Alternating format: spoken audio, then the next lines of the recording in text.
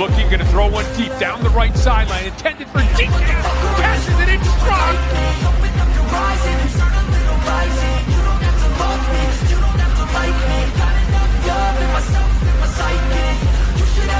Throwing middle is caught. Amon-Ra St. Brown, he's gone, baby. 10-5, end zone, touchdown, Detroit Lions.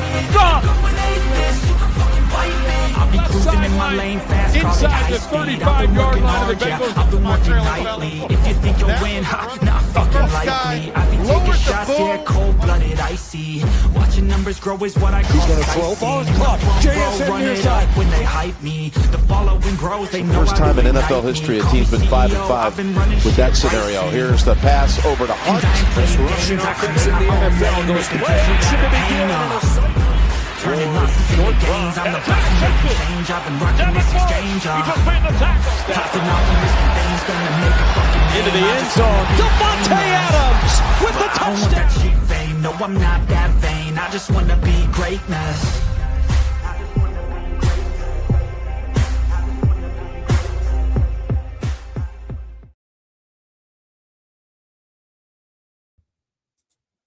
I kind of got to add us both to the stream, don't I? What's going on, everybody? Welcome to the DT show. And tonight we have a special episode of what's it called? Football Friday. What's going on? I got my buddy Nathan Hines in here with me. What's going on, Nathan? How you doing, my man? Man, we're not doing too bad. It's Friday night. This is the first time we're doing Football Friday. First time, man. First time I've been on the DT show. So for those that don't know me, you guys do now. So good to see everybody in the chat right now. So I think this is going to be a pretty entertaining, fun show. Daniel, how's your Friday going, bro? My Friday's doing pretty good, man. It's I'm on vacation, so to speak, from here on out for the next, I think, like 9 days or so, Nice. including the weekends. So I'm excited for it, man. I much needed. Although I just kind of came off of vacation. I needed a vacation from the vacation not too long ago, just to get my mind right. Yeah. You know, I've been. I've not been the same. I went to Pittsburgh, came back, and I just needed some time to recover from heading out there, you know. But Hey, I don't blame you, especially with because what you were here for the Bengals game, so you actually got to see one where it wasn't a roller coaster. No, yeah, exactly. It was not a roller coaster, but it was very cold. It was cold. Yes, it was a good game. It was a good game. So, but let's get into it today. What we're going to do is we're going to talk about the NFL, and we're going to talk about basically the playoff race right now that's going on, and the news surrounding week 15 of the NFL. And let's bring up the playoff picture. And let's start off with the teams that are on the outside looking in. A couple of teams that kind of, kind of pick up attention, right? Your eye catches to them. You have the Baltimore Ravens, the Kansas City Chiefs, the Buccaneers, and the Lions. I mean, even the Colts, if you would have thought, a couple of weeks ago, these are all teams outside looking in. I mean, the Cowboys are on the bubble too, but, the Cowboys actually haven't been playing too bad. They had a little bit of a streak not too long ago. So these teams that are on the outside looking in, I mean, these are some solid teams in the past. Are you surprised by these teams, especially the Chiefs, Ravens, and such? Well, the Chiefs, I want to say a little bit. Just because not that they're like really what we've seen from them this year has honestly just been mid. And they've actually been fairly consistent in that realm. They've been fairly consistent mediocre this year. They haven't I think there was maybe 2 or 3 games that they kind of won in a row and people were like, okay, yeah, Chiefs are kind of heating up or whatever. But that wasn't the case. The Chiefs have rarely stayed in that 500 territory throughout most of the season. And just given who they are, given the NFL's love for Mahomes, I'm surprised that they are at 10, to be honest with you, just given out of that fact. But to be honest with you, I'm glad that they are. I think we all need a breath of fresh air. The last thing I want to see is Patrick Mahomes and an under 500 Chiefs team or a 500 Chiefs team in the playoffs, and then Patrick Mahomes goes to the Super Bowl. It's the last thing anybody wants to see. Nobody wants to see that.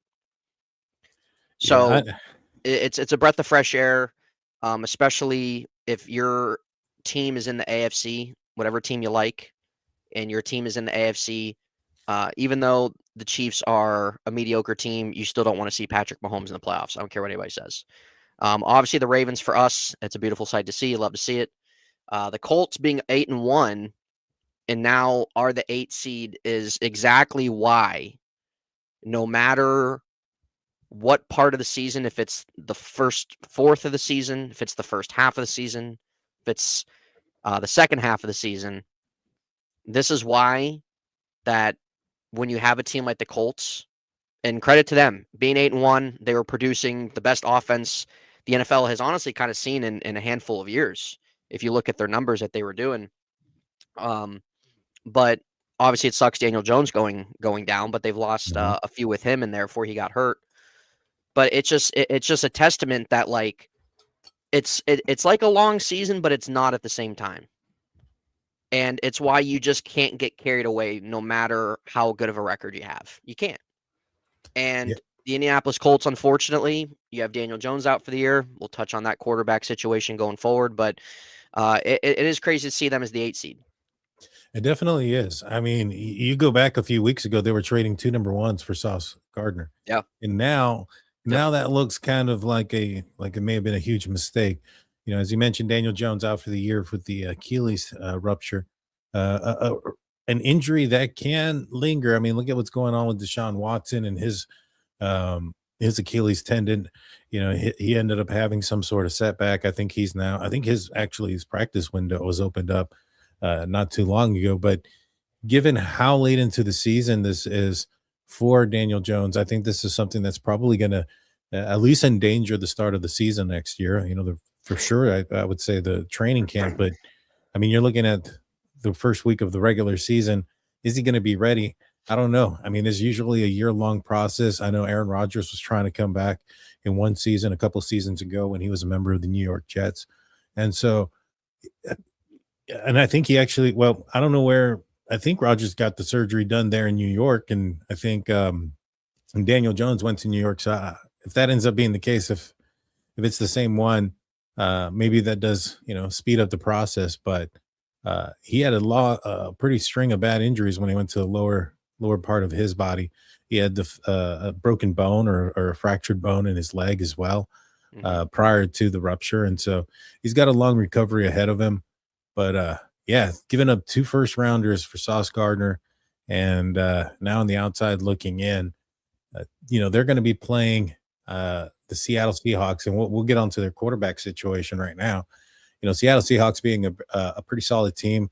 They're a team that where are they at? They're at 5th place. They're in the wild card. They got some explosive players. Sam Darnold is, I'd say he's kind of come down to earth a little bit here recently, but he's still a very effective game managing type of quarterback that has some explosiveness to him with his arm. I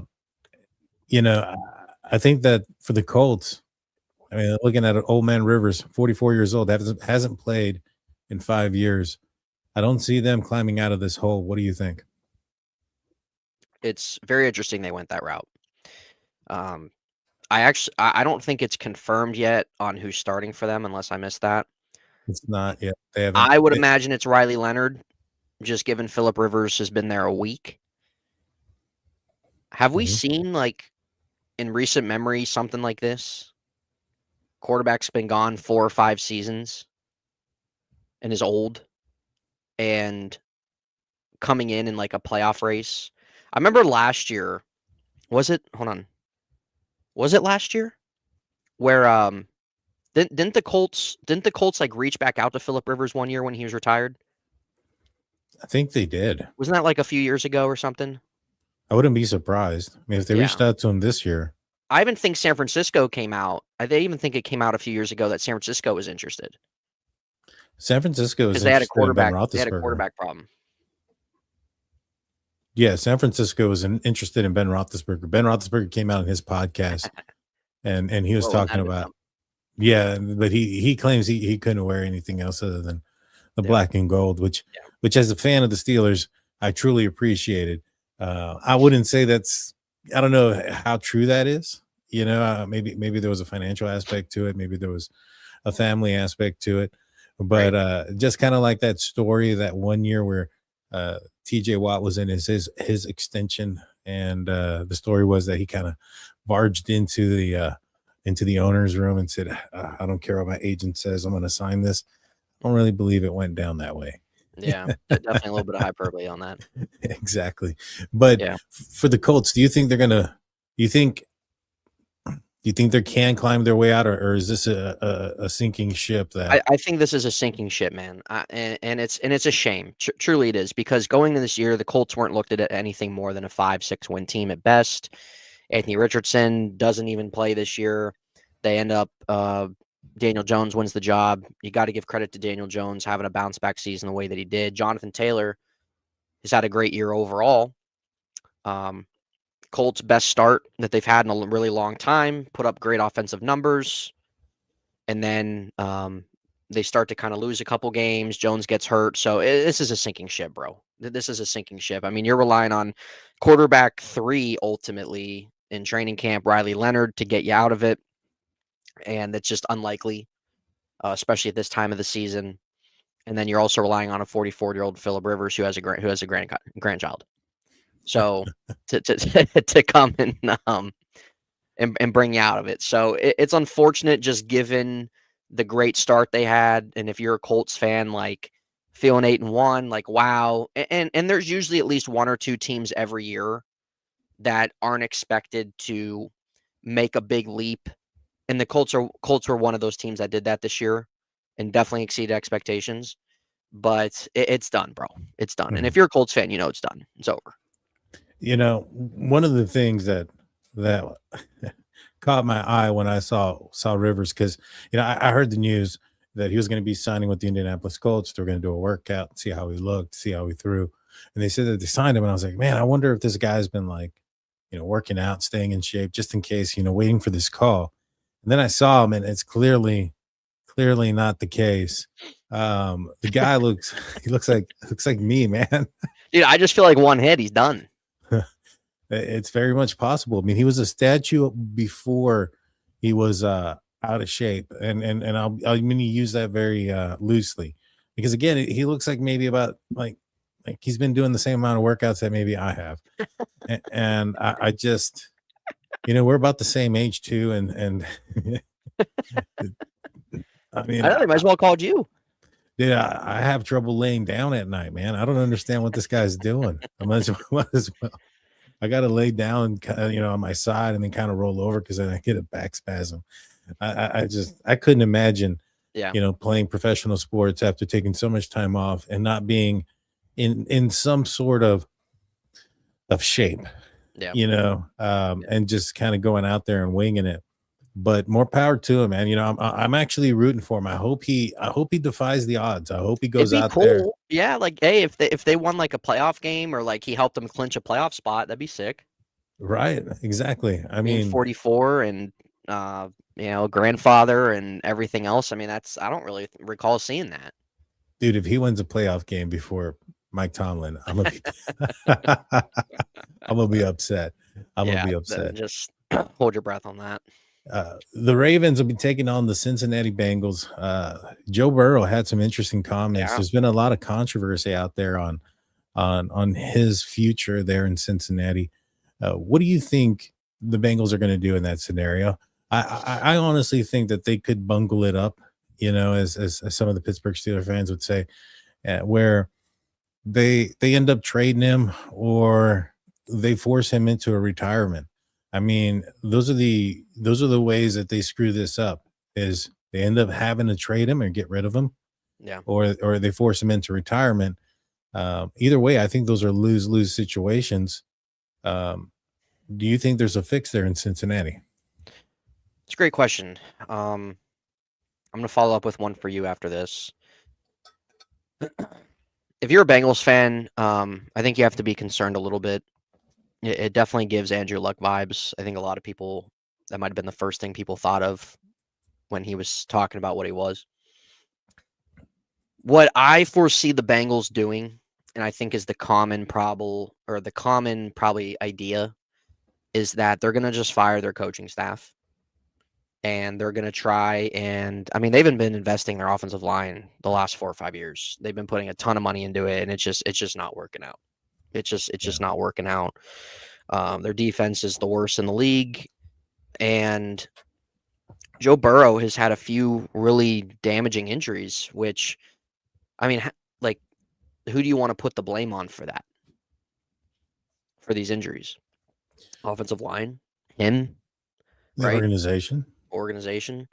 So he just sounds he sounds tired, especially with the way that this last game against the Bills went. He sounds tired.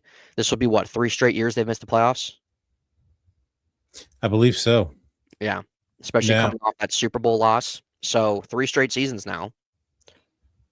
He sounds tired. He sounds defeated. He sounds like a guy that just doesn't really have a whole lot of faith in the organization to do what needs to be done. The Bengals are known to be one of the cheapest organizations in the NFL as it is. So I would love to see him get out of there and go somewhere else, but it's just hard for me to see that happen. I mean, Joe Burrow is still young. What is he, 27?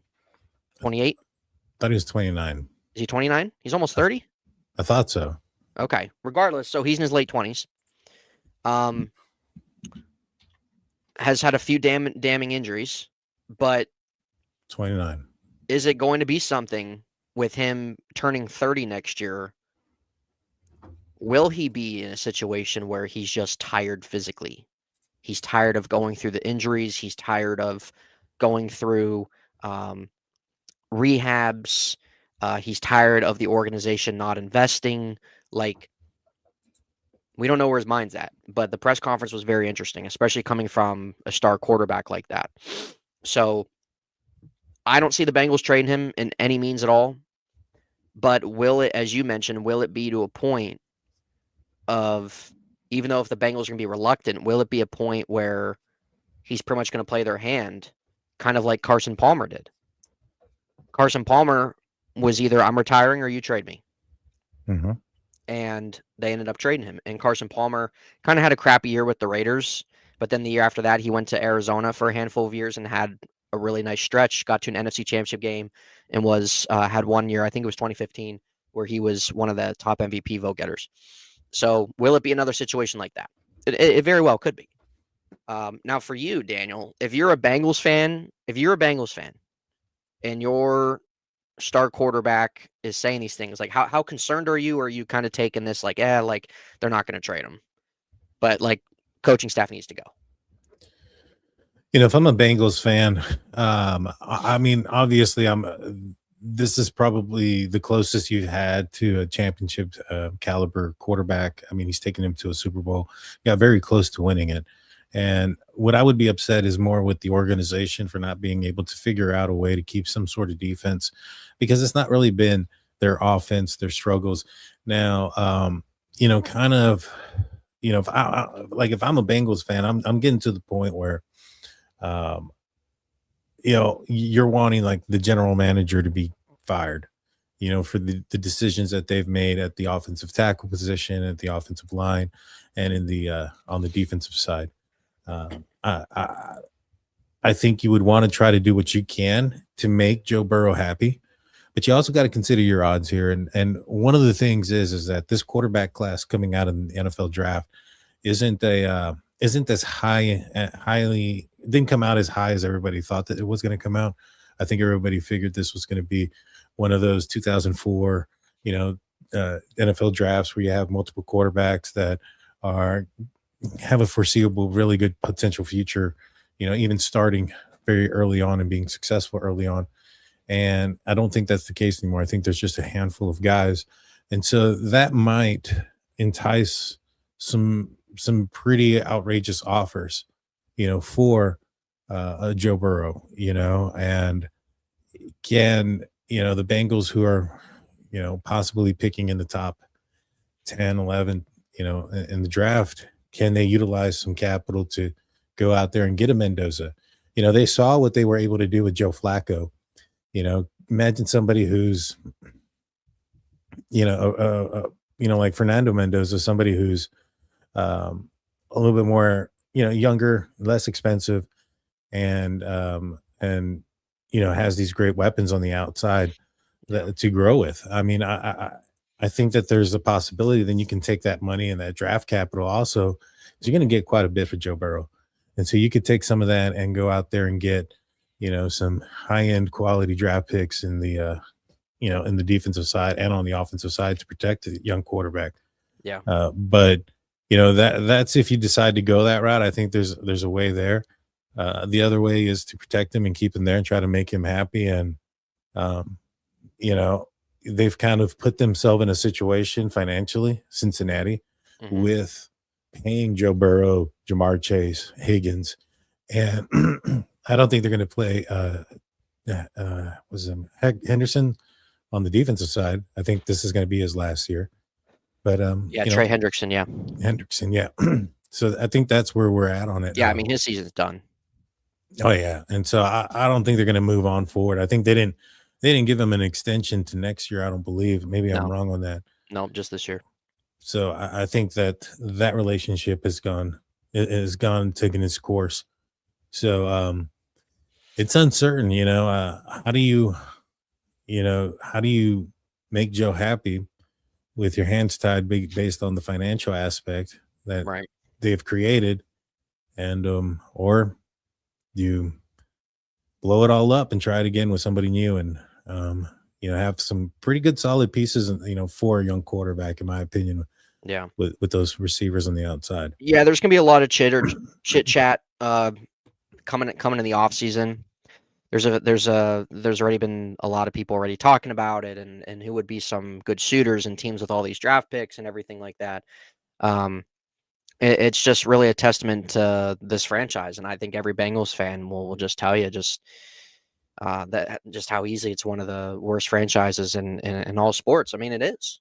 It's a place where you go to die at the end of the day. Nothing gets accomplished here. Nothing gets achieved ever. And the only one thing that they had was that one Super Bowl appearance that they lost. Yeah. So, and that's been already 4 or 5 years ago. That's true. That is true. And so I don't know what they're going to do, but I'm sure they're going to get a lot of calls. And I think Joe Burrow putting that out there is going to really start bringing in those calls too. Yeah. People are going to start checking it in. And you mentioned people are already throwing out possible suitors. One suitor, Pittsburgh Steelers now, they're going to have a quarterback question. It looks like they're probably going to be drafting in the 20s again, if maybe fingers crossed higher. That's some wishful thinking. But, they're not really going to be in a position like, to be out there to grab a first-round draft pick. Now, they have a lot of draft picks to do so. So some folks are saying maybe the Steelers should sell the house, go get Joe Burrow. Cincinnati Bengals have been known to do some trades there with quarterbacks within the division there in the AFC North, getting Joe Flacco from the Cleveland Browns. Do you think that there's a possibility that would happen? There's no way. I don't think so either. There's just no way. There's no way. No. There's no way. The Bengals would be absolutely stupid to send him in their own division and the Steelers. I mean, honestly, if you're a Bengals fan and you would see on your phone Joe Burrow has been traded to the Pittsburgh Steelers, I mean, what's going on there? What's going on in that individual's head? The whole stadium's gonna get burned down. I was gonna say there's gonna be a lot of smoke over Cincinnati. Yeah. No, he's probably if anything, probably ship him out to the NFC. Minnesota Vikings should sell the house, if anything. If the Bengals are going to listen, which I don't think they will, but if Joe Burrow would play their hand at all this offseason, Minnesota Vikings would be a team that should sell the house. It'll reunite him with his counterpart there from LSU, Justin Jefferson. Yeah. Another wide receiver that was out there paired up with Jamar Chase. Can you imagine that back in going up against them in college? That must have been crazy. Yeah. No, that if there's any team that would make a move for him, that's not the Jets, which again, if you're Joe Burrow, why would you want to go to the Jets anyway? You're actually going from worse to worse there from an organizational standpoint. But if you are a team, I mean, the Vikings are the first one that comes to my mind. Mm-hmm. Easily. But the Raiders.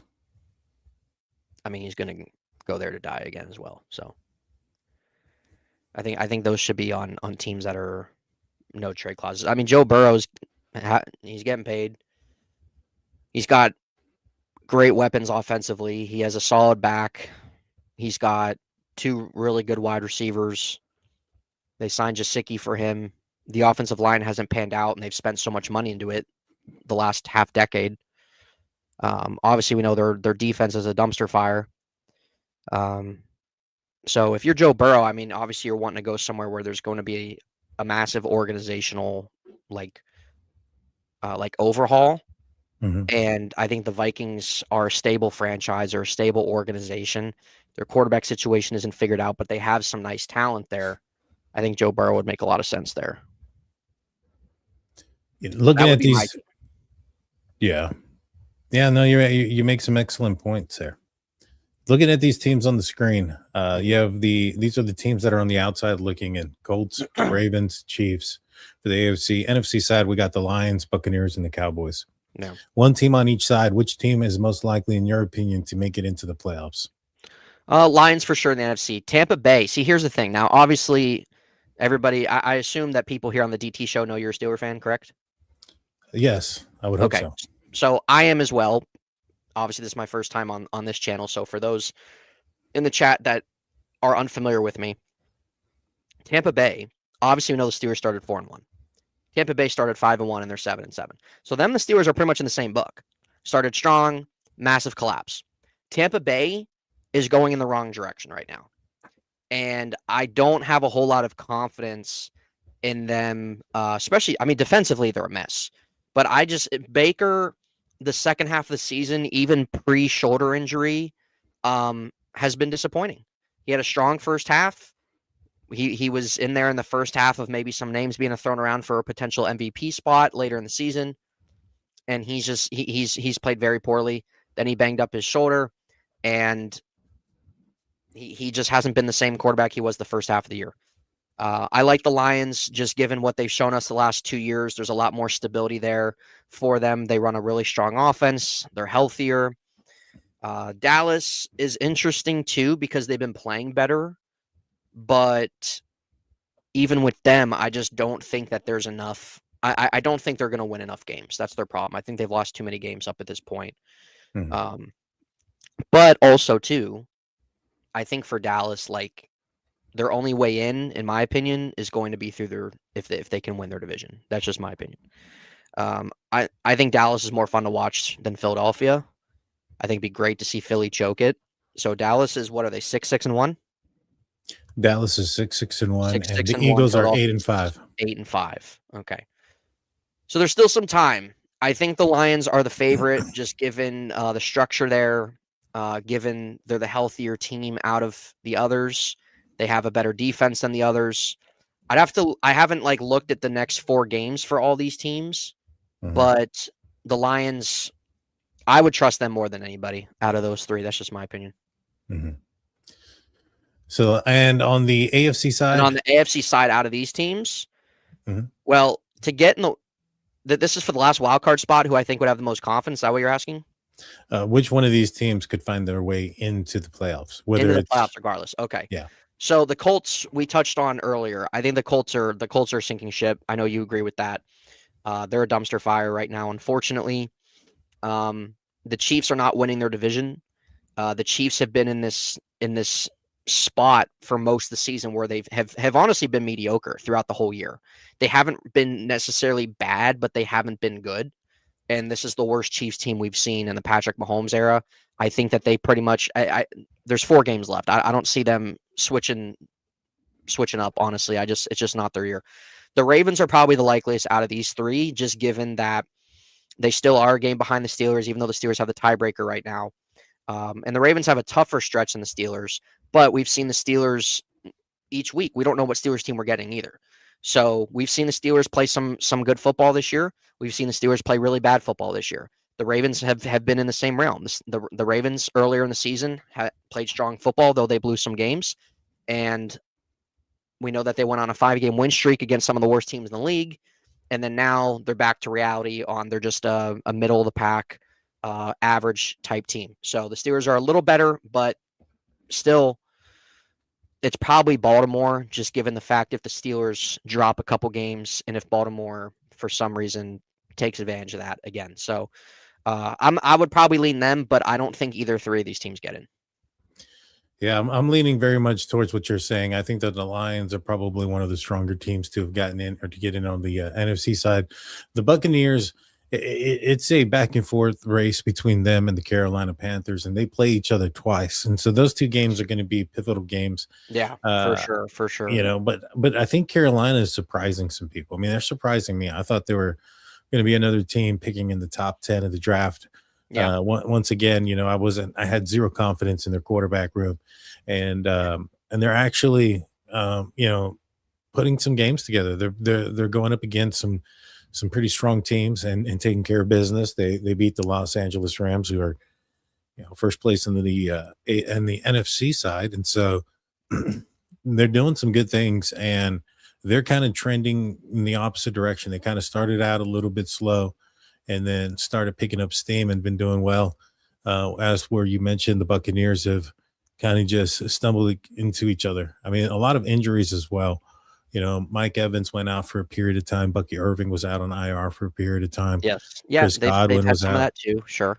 And so they're getting some guys back in, but they just blew it Yeah, on they did. Thursday night. They did. Against the Falcons. And, I'll be honest with you, like I am a Tampa Bay hater right now, only because I got a buddy of mine, one of my best friends. He's a huge Tampa Bay Buccaneers fan, and he is a huge hater. And every time, like I'm watching the game, and if the Steelers are doing something like, "Oh, did you see that guy? He's on skates," and all this other stuff, and I was fed up, especially the first half of the season when the Buccaneers were doing really, really well, and it's changed. It's changed, and Yep. I'm glad How because easily the flip can script, man, in this league. It's a week-to-week league. yeah, because in the beginning of the year, him, my other buddy, and him, me, and my other buddy, we made a little bit of a bet to see which team would go further, and it was the Steelers, it was the Buccaneers, and it was the Cowboys, and so we all put money in, and I'm hoping I better come out victorious. Is this just to who makes the playoffs or the better record? Whoever gets the furthest, and Okay. so if if for instance the Buccaneers have a better record, but the Steelers win the division and they get into the playoffs, Steelers win.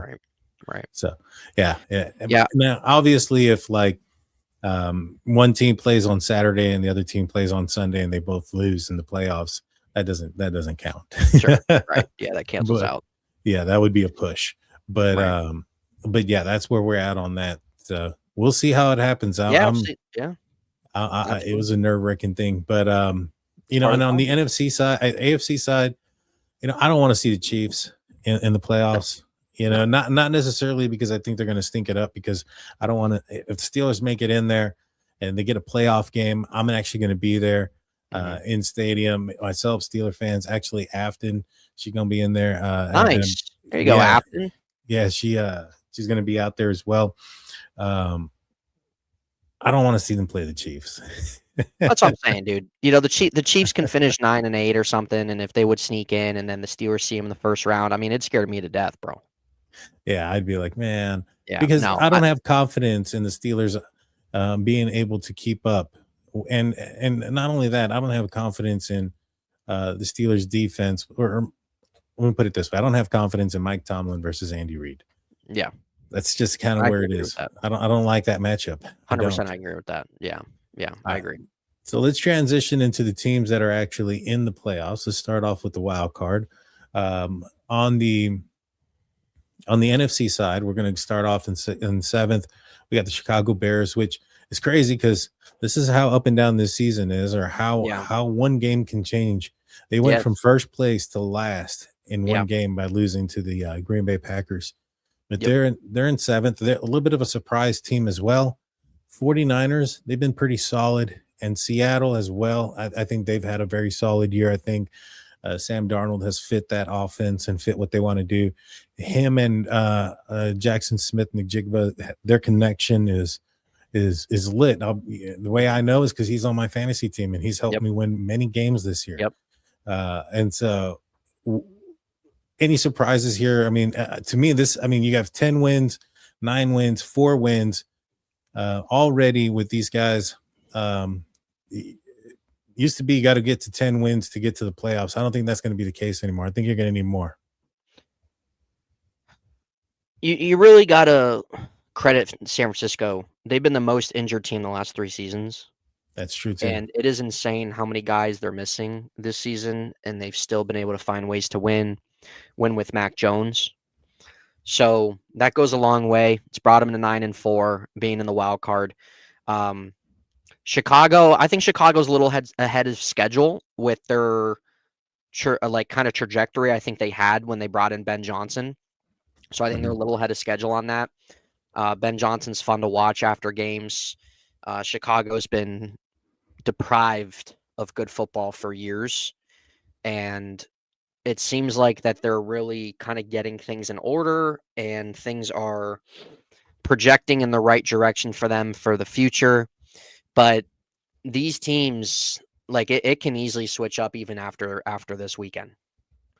So out of these ones here, out on the NFC, I like Seattle the best. I really believe in Mike McDonald as a long-term head coach for them. And in my opinion, they have the best defense in the NFL. They can put up points any given week. They've had a couple duds too. I mean, every team has, but they can put up points. I think they're a really well-balanced team. I feel like they play a lot of complete games. So I really like them definitely over San Francisco. Probably will put Chicago maybe too, just out of these 3 teams. But between the NFC North, I mean, you have Chicago, Green Bay, and Detroit. Detroit's 1 game behind those guys. Yeah. So that stuff can fluctuate and flip just like that, where one of those 3 teams missed the playoffs. On the left side here, the hottest team on this left side is the Texans. Besides Seattle, the Texans are the best defense in the NFL. Seattle, I'll put it too. Texans are the best defense in the NFL. They give up the least amount of points. They really put on a great defensive showing against Patrick Mahomes. One of the better defensive showings I've seen a team put up against him last week. So I'm still not really a big CJ Stroud guy. He's really taken a step back the last 2 seasons after his rookie year.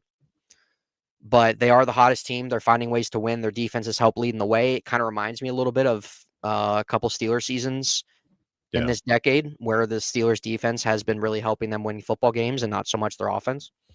Buffalo, if there's any time for Josh Allen, it's this year, where the Ravens and Chiefs are not good, where you have really a pond of teams in the AFC that, I don't know. I just really feel like this season in the NFL, I feel like almost any team can beat anybody at this point. Like there's not those couple teams that are kind of like the lone wolves in terms of like, okay, like those are your top teams. Like I look at Denver, I look at New England. Sure, they're solid teams. They've had a good season, but Denver's kind of squeezed by some wins. New England's definitely been more of the consistent team. But I think any given week, like that's really just kind of been the story of the league this year. I think the league's been very inconsistent this season, and if there's a time for Josh Allen, it's right now. Given that aspect, the Chargers are banged up. Justin Herbert's offensive line guy doesn't even have anything. You might as well not put anybody in front of him. But the Chargers have found ways to win. They had a big win last week against the Colts, or this past Monday, whatever. But again, like they're not a team that like moves me, you know? Mm-hmm. So I really, in the AFC, I really could see this staying. And honestly, I think this will kind of somewhat stay kind of prevalent of the wildcard teams. I think the NFC is the one that really is likely to change. I can't disagree with you there. I think the NFC race is just so tight. As you mentioned, so many teams, and especially in the West and in the NFC West and the NFC North, that are right there clumped together, that just one win or a loss here or there, it builds up all the drama. And you know how the NFL is. They're going to be putting those divisional games at the end of the season. You know, as we mentioned before, the Buccaneers are playing the Carolina Panthers twice in the last 4 weeks. And so, that'll give that's going to definitely decide who's going to end up being the winner in the NFC South out there. But yeah, you're absolutely right. And, out of these teams, to me, when I look at both of them, I'm looking at the Texans and I'm looking at the Bears. And obviously those are the 2 teams that are in in the 7th seed. But I think those two teams are the ones that are the most likely out of these guys to not make the playoffs, to be kicked out. If one of these other teams are going to come in, I can see, I think Buccaneers have a chance because they have the opportunity to win the division, but I can see the Lions, knocking out the Bears. Yeah, I could see. Would have to be the Colts. I don't know. I don't know if the Colts are gonna. I just don't see it, man. I don't see it either. They're just on that sinking ship, bro. Yeah. I really think Baltimore's a really damaged team this year. They just have not been able to beat anybody that's relevant. Lamar, he's had an awful season, man. He's had an awful season. Derrick Henry's had an awful season. They've been one of the most disappointing teams, and that's the way it goes. The Ravens were probably bound to have a season where something like this was going to happen. And Buffalo being 6 here, that's a team that's dangerous too. The Steelers just played them. They're a team that has had some downs. They lost to some teams that I think it was like with the Falcons. They also lost to the Miami Dolphins. But those divisional games can be kind of tricky. But they've dropped some games, but they've also, they put up 9 wins already. Josh Allen is doing it without anybody to throw to. They have some of their warts, but they're still winning games, and they're going to be dangerous, especially down the stretch. But let's transition to the division leaders. We'll start off in the bottom 2. Mm-hmm. Steelers and Jaguars. The South is a division. AFC South there with the Jacksonville Jaguars. It's between them and the Texans right now. I know the Colts have been kind of going back and forth, as we mentioned.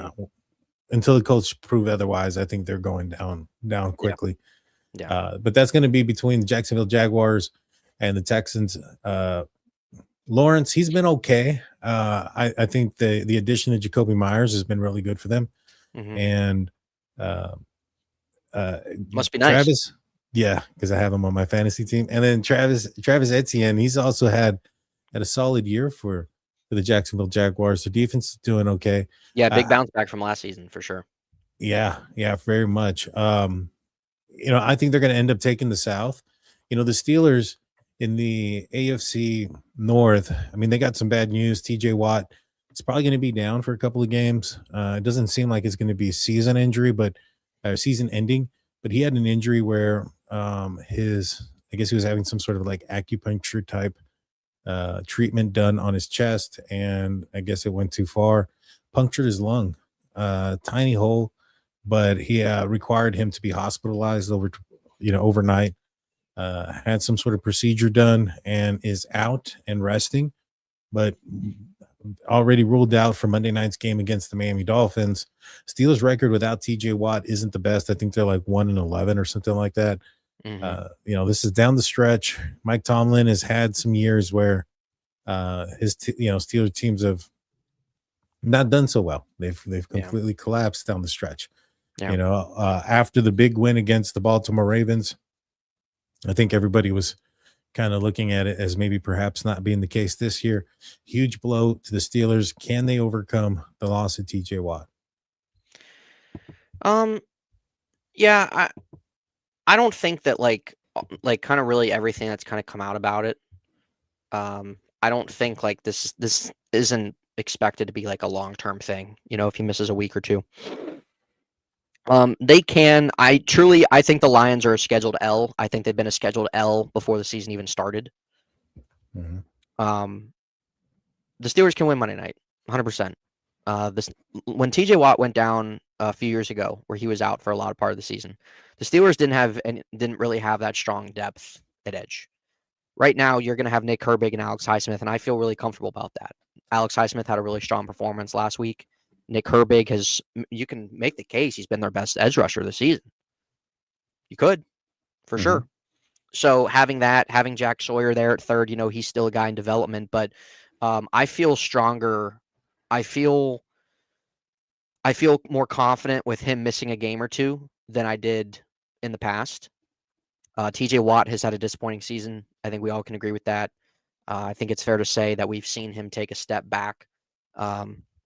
So it is what it is. It's the way it goes. But I think that they definitely can make up for it. In Miami, I think Detroit a little tough. You got Jahmyr Gibbs and Amon-Ra St. Brown. Honestly, I think the Lions are going to cook this team. I really do. I think the Lions are going to cook this team. I think they're better coached. I think that they're a much more stable offense. But against Miami, coming to Pittsburgh, that's a game that TJ Watt can miss. Just my opinion. It is. I mean, right now, though, there's a concern with the running game. Derek Harmon, when he's been out for the Pittsburgh Steelers, for those guys made a paper. Derek Harmon? Yeah. I mean, the Steelers' first round picks have not had the best string of luck. Yeah, track record. Yeah, last couple of years been a little rough. First round picks. But he makes an impact when he's in there. So yeah, there's always at least one player that the Steelers draft in the top 4 rounds that goes down. Yeah. That has some injury issues. And Derek Harmon is that guy this year. He's been just kind of dealing with it for whatever reason. But when he's been in the game, the defense for the Pittsburgh Steelers against the run has been, above average. And with him out of the game, it has been at the bottom of the league. Yeah. And, I know right now that the Miami Dolphins, they have, Achan, and he's doing some good things, but he's dealing with some ribs. And it's supposed to be, I think, the high on Monday is supposed to be like 18 degrees. And so come Monday night, it's going to be a lot colder than that. And so with the windshield, those ribs are going to be feeling it if they can get to them. We're supposed to get a lot of snow tomorrow. Interesting. And so I know, and that's going to slow them down a little bit. Hopefully, it's also going to slow down our defense. But if the Steelers can get to him and they can hit him, it's going to turn into a situation where he's not going to want to be in there because of the cold and the pain. Yeah. I mean, you got to make him uncomfortable. Yeah, you do. And so if they can take him away, the games in where Miami has struggled has been where they've put the ball in Tua's hand and forced him to be the quarterback and pass for more than, I think, 25 attempts. I think when he's throwing under 25 attempts, that's when they've won majority of their games. And so that just kind of tells you they're leaning on their running game. They also got what's his name? Waller, the tight end. Yeah, Darren Waller. He's back, and the Steelers have had, it's been a little bit of their kryptonite. So they've got some players that can exploit some things, some weaknesses. There is some matchups there. But overall, I think Tua holds on to the ball too long. Nick Herbig, as you mentioned, and Alex Highsmith, that the Steelers can put them in a situation where they're forcing them to pass the ball. That's going to be a positive thing for them. Yeah. But if they allow them to run the ball and they allow them to keep the game close and keep the running game as a huge component, then that's when this game can really become something that's an upset there. And so this is going to be a huge game. You're right. They're playing the Detroit Lions next, a team that at least at this point would appear to outmatch the Steelers, whether it be coaching or talent, to a certain extent. At this point with health, for sure, the Steelers are dealing with quite a bit of injuries. Now, hopefully by then they should be getting some guys back. I don't think TJ Watt would be one of them. It's also in Detroit, so that's not good. Yeah, it's going to be too tough for them, man. Lions are the better team still, in my opinion. They're still trying to win their division, so I think that's a scheduled L. Yeah, and then on the NFC side, 3rd and 4th are going to be the Philadelphia Eagles in 3rd, and the Carolina Panthers, the surprise team, in my opinion. Leading the pack there in the AFC South. They're going to be playing the New Orleans Saints, who are starting their rookie quarterback, Tyler Shock. And the Saints have had an up and down season as well. They've kind of had some good games here and there, a couple of them. They've struggled. They've gone through back and forth with their quarterbacks, but they're sticking with Shock. But even at that, I think that the Carolina Panthers, if they're a team that's a quote unquote want to be contender in this league, they're going to have to take care of business. And I think that's going to be it's going to be a huge tell here. If they go in there, a lot of pressure. It's a division foe. The Tampa Bay Buccaneers lost the game. It's kind of similar to the Steelers last week, where the Bengals had beaten the Ravens, or not last week, the week before, where the Bengals had beaten the Ravens and the Steelers had an opportunity to go up and they dropped a loss. And so here's that opportunity for the Panthers, where the Buccaneers drop a game on Thursday night. Here's an opportunity for them to get up in the game, and we'll see if they take advantage of it. Yeah. Eagles are a team that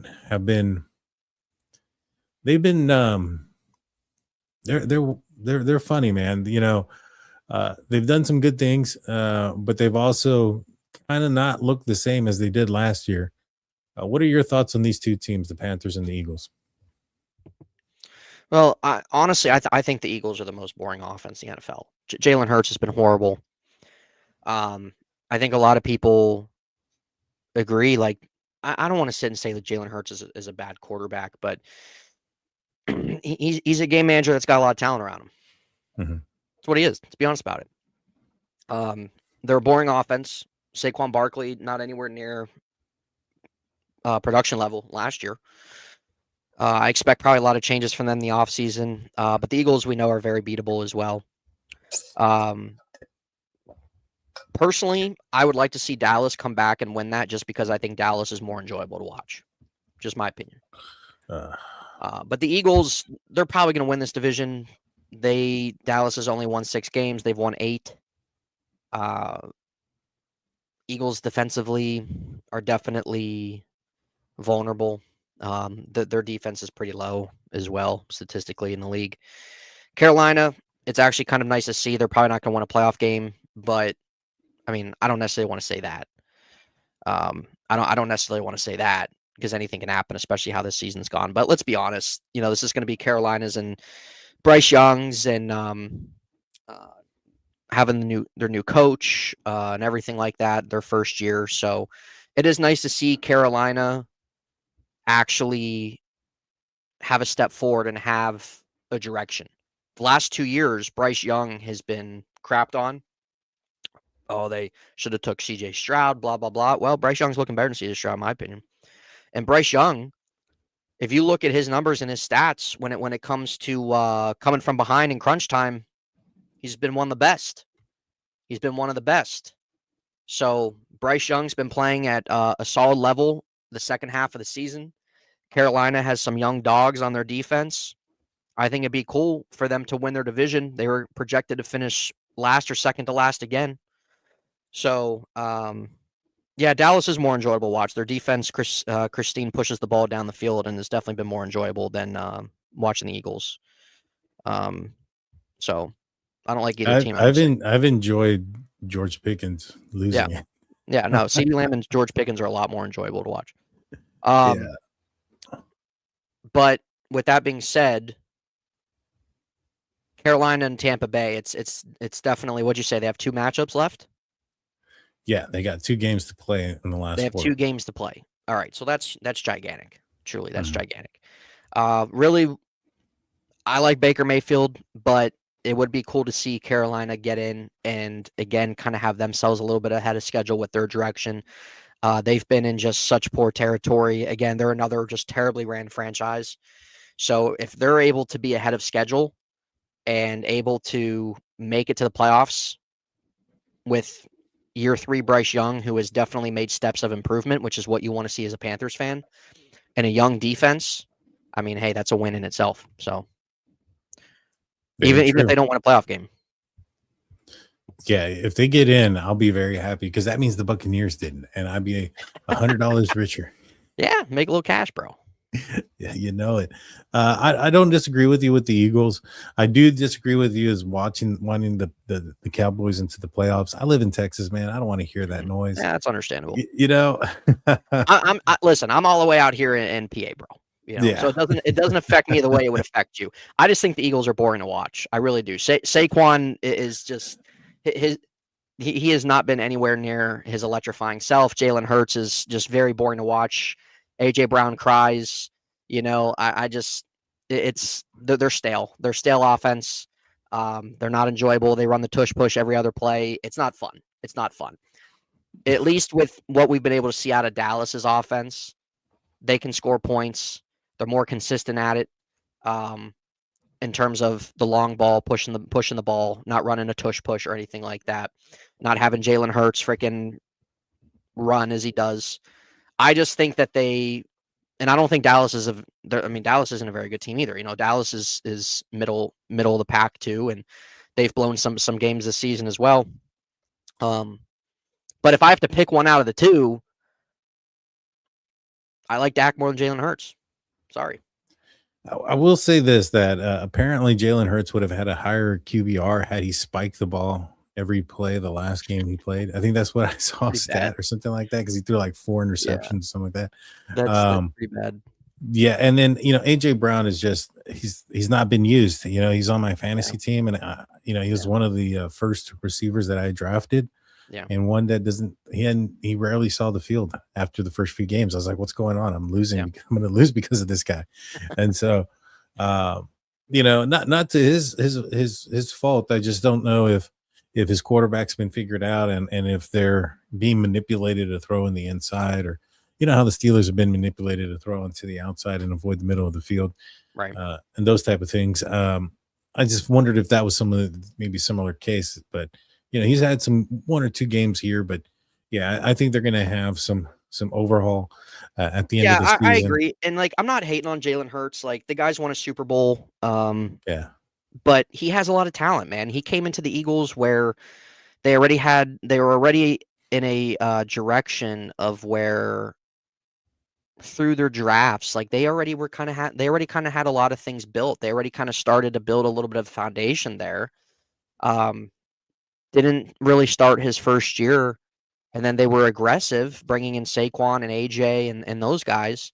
So Jalen Hurts is a decent quarterback. He's an average quarterback, which there's a lot of quarterbacks in the league that are, average quarterbacks, whatever.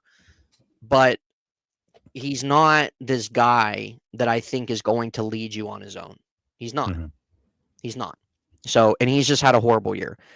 Christine, totally makes sense. That's totally fair. Makes sense. So I'm sure you'd much rather see the Eagles there for sure. Yeah. I think it's time for Jerry Jones to get his diaper on, to be honest. Don't disagree there. Hey, I'm fine if both don't get in. That's fine with me. I don't care. Right. And to round off the 2 top teams on either side, you have the Los Angeles Rams and the Green Bay Packers on the NFC side, the Broncos and the Patriots on the AFC side. I would say that there's probably surprise that, I would say there's surprise that with these teams at where they're positioned at right now, if you would have been looking at this at the beginning of the year, maybe not so much with Green Bay. Mm-hmm. The Rams have been, they're on the way back up. They've had some up and downs.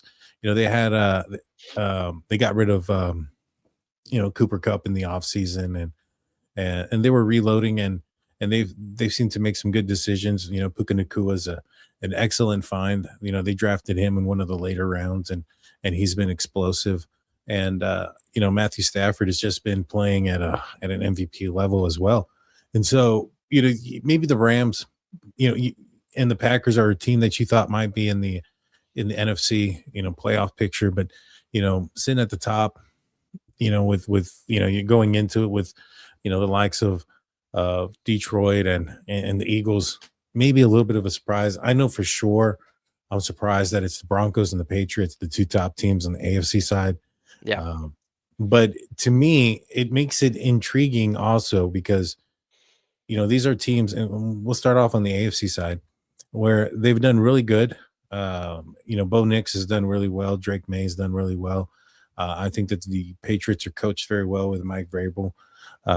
Sean Payton, he's an offensive mind, and he's been able to work with Bo Nix. I guess it was Russ that was the problem out there. But these are teams that I wonder how these quarterbacks so young and inexperienced are going to be able to handle some of the bigger stages in the playoffs.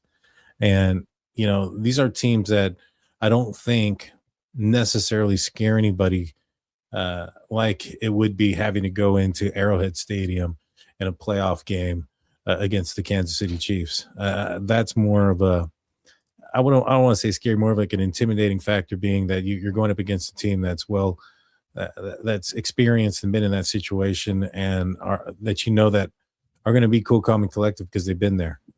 These guys, Drake May, Bo Nix, that's going to be a big stage for them. Can they handle the pressure? And I think that makes the AFC playoff race in totality. When you look at the quarterbacks there across the board, you have Bo Nix, you have Drake May, Trevor Lawrence, Aaron Rodgers, Herbert with the Chargers. He's done really well. Oh God, what's his name with the Bills? Josh Allen. Yeah. It's like, and Stroud. I mean, I think, these are, Josh Allen, he's another guy I think that would be impressive. Yeah, that's going to be a tough matchup in the playoffs, but these young guys at the top, I think they're beatable. And I think that, it's not as a daunting, but are you surprised with the 2 teams or the 4 teams that are out there? Am I surprised that Denver and New England are the 1 and 2? Yeah, going into this season, is it just, before the season started and somebody would have said at this point it's going to be the Broncos at 1 and Patriots Oh at yeah, 2? nobody was saying that. Nobody was saying that. I think a lot of people were saying that Denver and New England probably have a more likely chance to be a playoff team than not. But in terms of being the 1 and 2 seeds, and both of them only losing 2 games or whatnot, and then New England having Vrabel for his first year, definitely was not expected.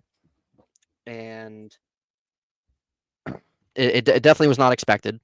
But it's a great thing, I think, when you have 2 young quarterbacks like that being able to get themselves in this position this early.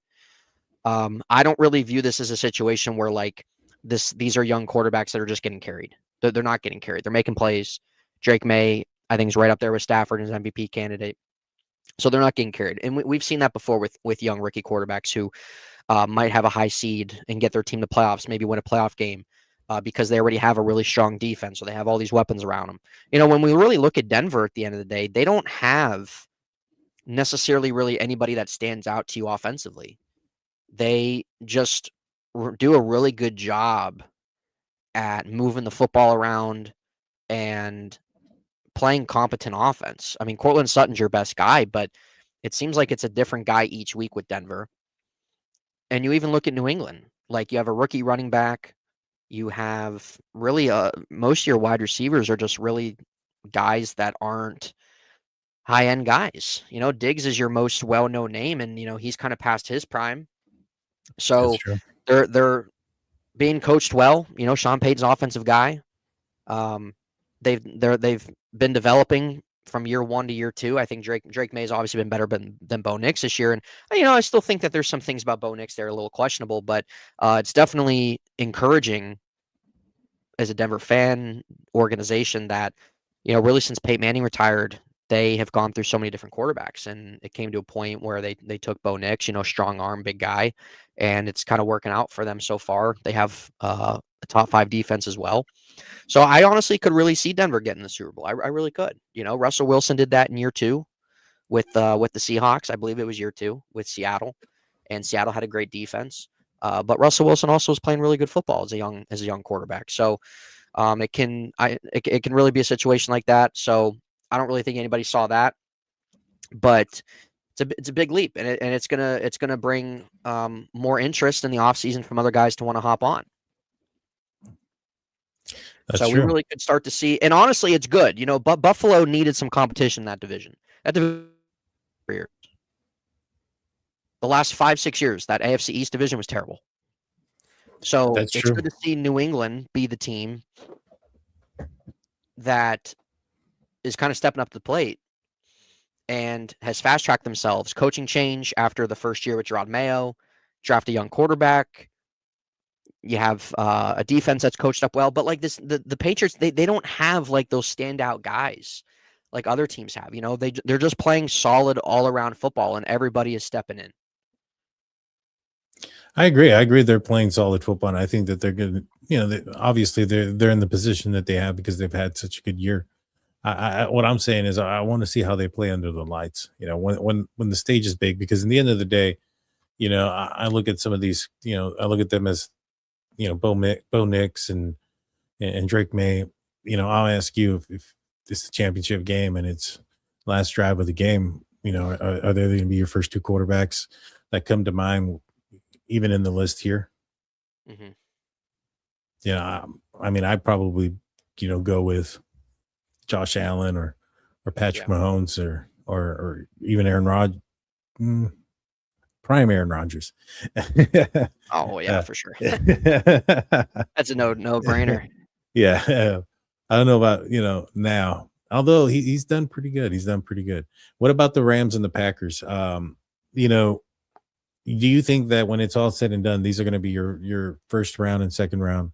These are going to be your first and second seed NFC teams, or do you think there's going to be some more movement there? I mean, the NFC North is not over. Mm-hmm. So I am not going to pencil the Packers in as that second seed. They got Denver. Green Bay has been a team as well that can come out and look like the best team in the league, and they can come out and look like the worst. So I am not penciling them in as that 2 seed. I think that this NFC North division can really shake up this last month. 4 games are left.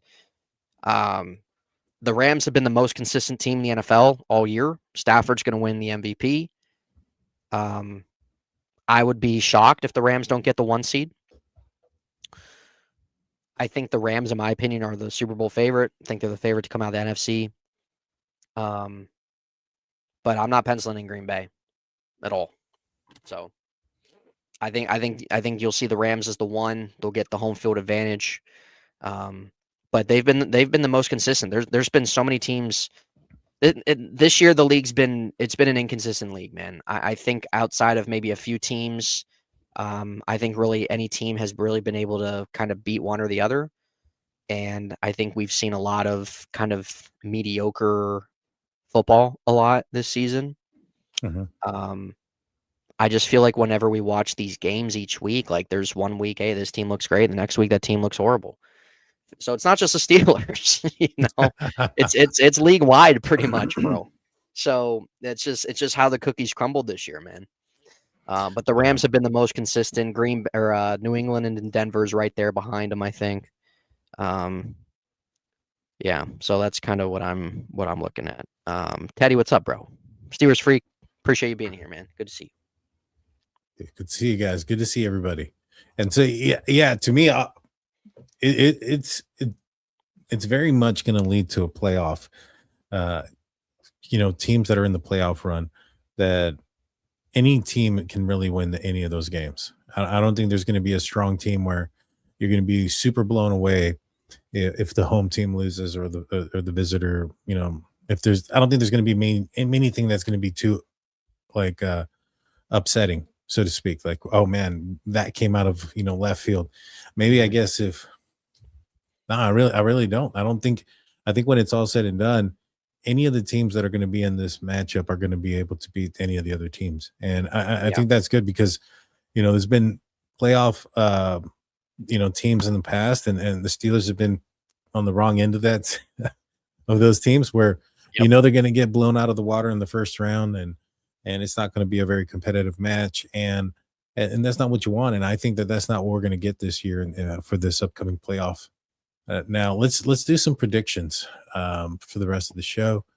Let's look at DraftKings and what they have to. Oh man, I hope they didn't change it on me. Where'd it go? Okay, so let's see if it brings it back.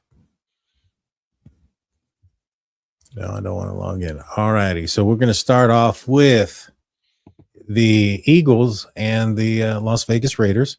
It looks like the Eagles here are 12.5-point favorites at home against the Raiders. Are the Raiders playing Super Bowl quarterback Kenny Pickett in this game? Yeah. Kenny's starting. I think Axeman, are you a Pickett fan, bro? I've been seeing your chats, man.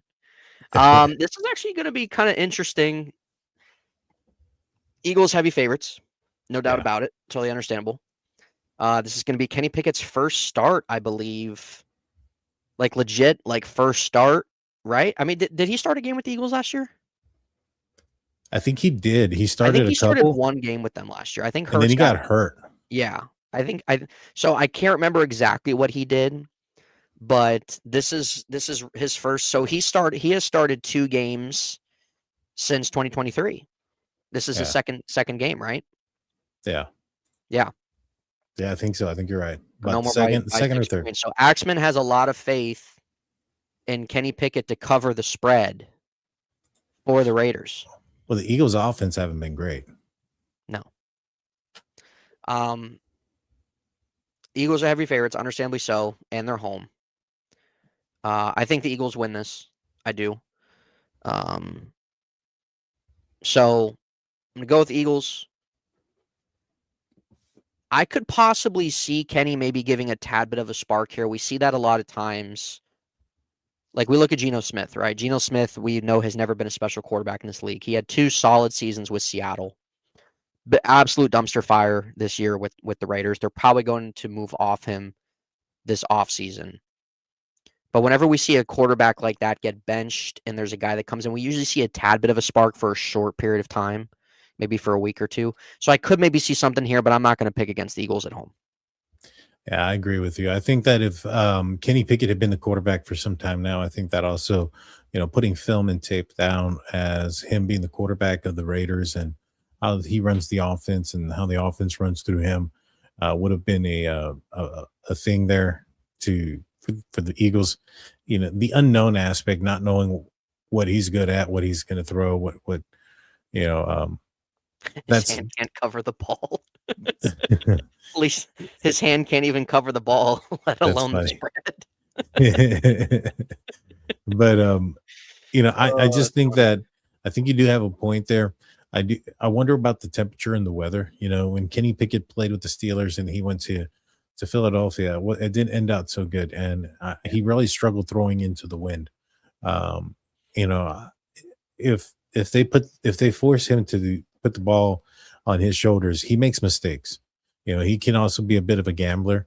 But I do agree. I think the Eagles aren't, they're not doing so hot offensively right now. This could be a get right game for them, but I think that this is a game that they win. I just don't think they're going to win by 12.5 points. Right. Yeah, I hear you. I mean, hey, Axman, we'll come back, bro, and we'll kind of see what happens, man. So good luck with the parlay, brother. Yeah, let's do it. We're going to do this every Friday, guys, until the end of the year. Football Friday till the end of the season. I like it. Next game is going to be Buffalo at New England. This is Buffalo is a 1.5 point favorite. Why did I think? Who does Baltimore play this week? Baltimore plays the Bengals. The Bengals. Right. Okay, they play New England next week, I think. Mm-hmm. Interesting game. New England trying to get into first.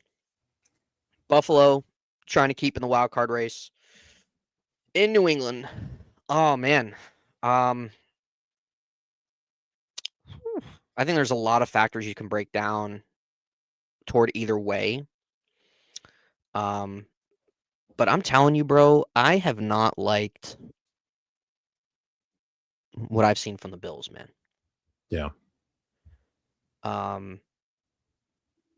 New England's defense is very respectable. It's in New England's division game. I don't think Buffalo is going to make a lot of noise here. I'm going to go with the Patriots. I think they keep their winning streak going. I think they stay hot. And again, they've been one of the more consistent teams on the year. So I'm going to go with Patriots, bro. This is going to be a game to watch. This is going to be this is a divisional game. There's a lot riding on this game.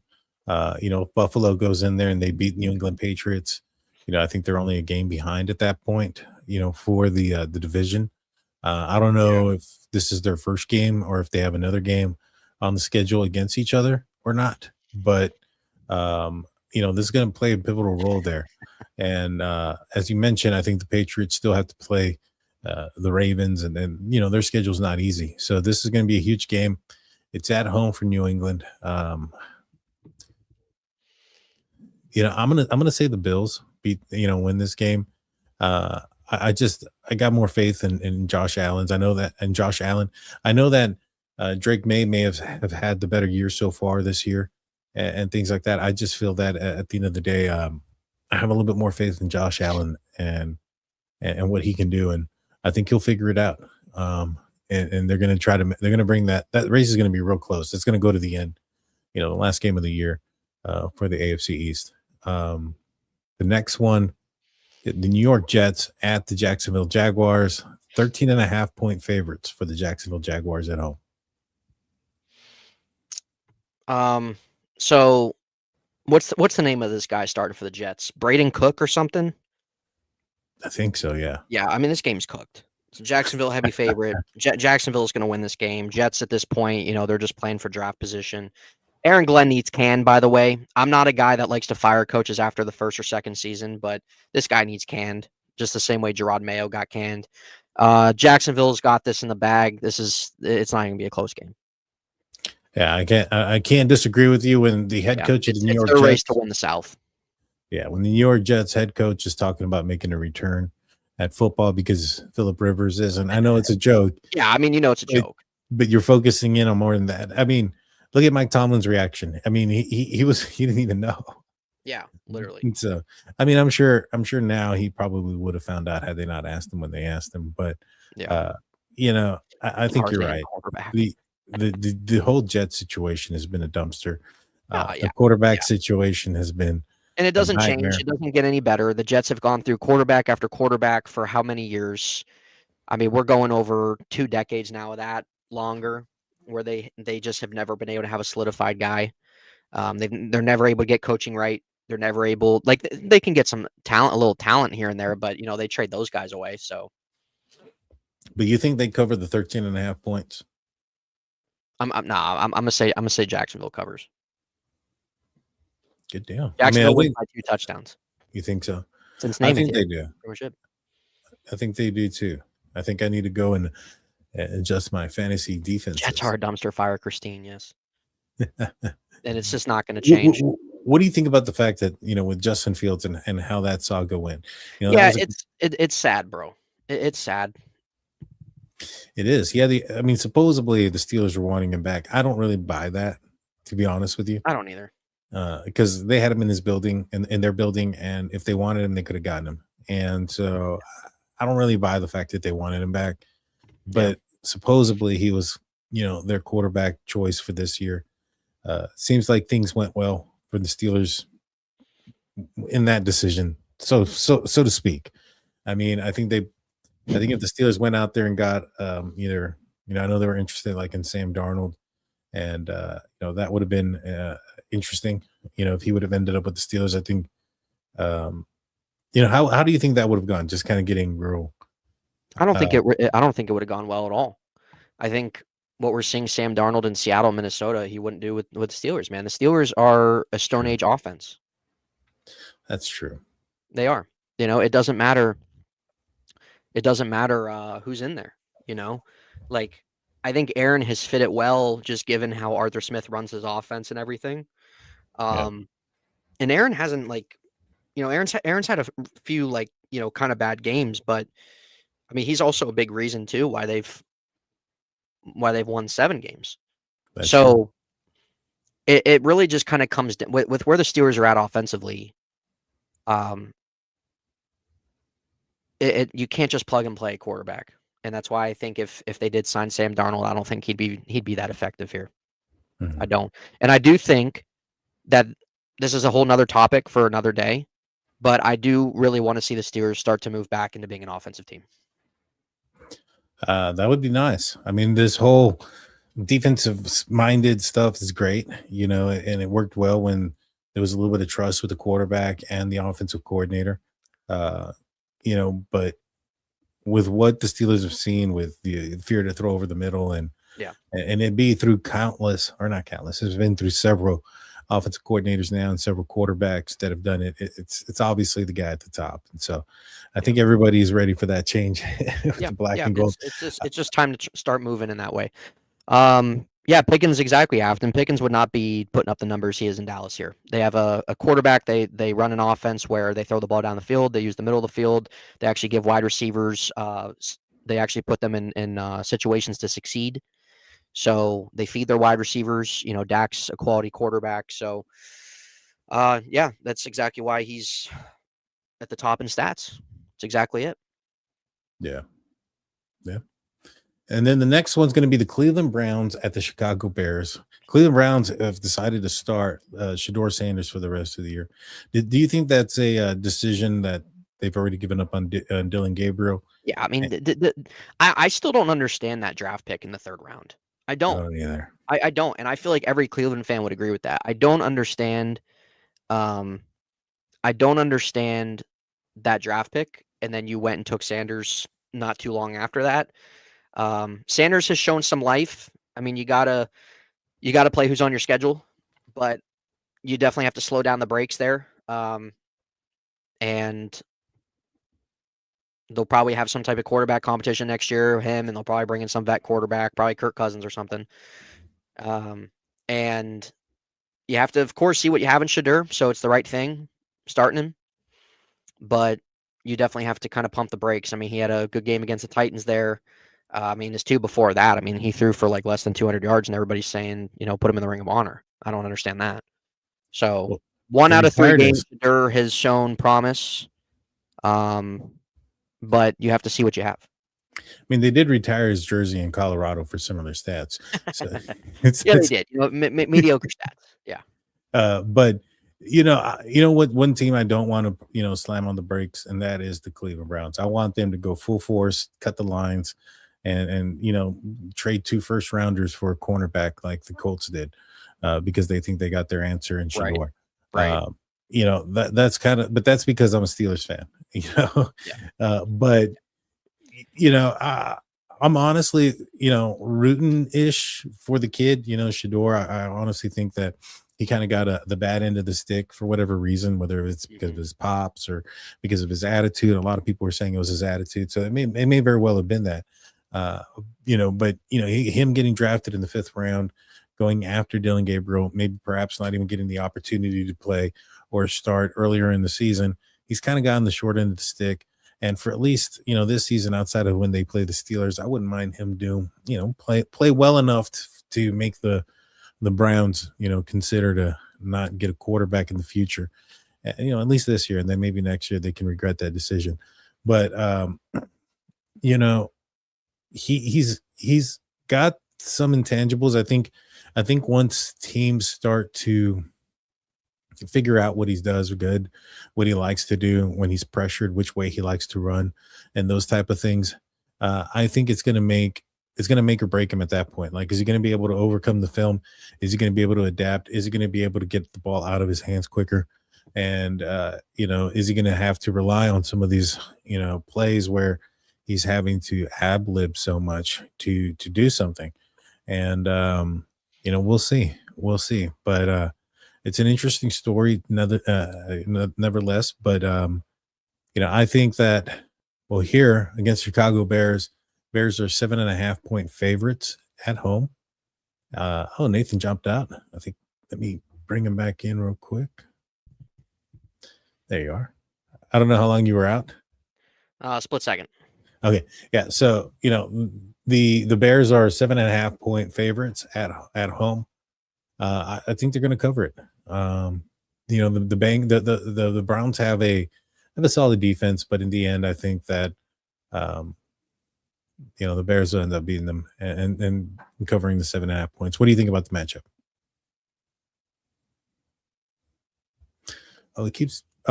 He fell out again. Let me see. I think he actually had something pop out. Okay. He's got to change his laptop real quick or charge it. He'll be right back. So while he's doing that, I'm going to say that he's probably going to agree with me. The next matchup is going to be the Arizona Cardinals and the Houston Texans. Houston Texans are the 9.5-point favorites here. The Cardinals, they've had their moments. Jacoby Brissett has played well in certain times, but at the end of the day, he's a backup quarterback.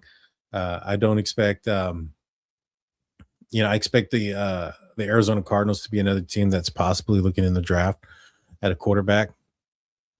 One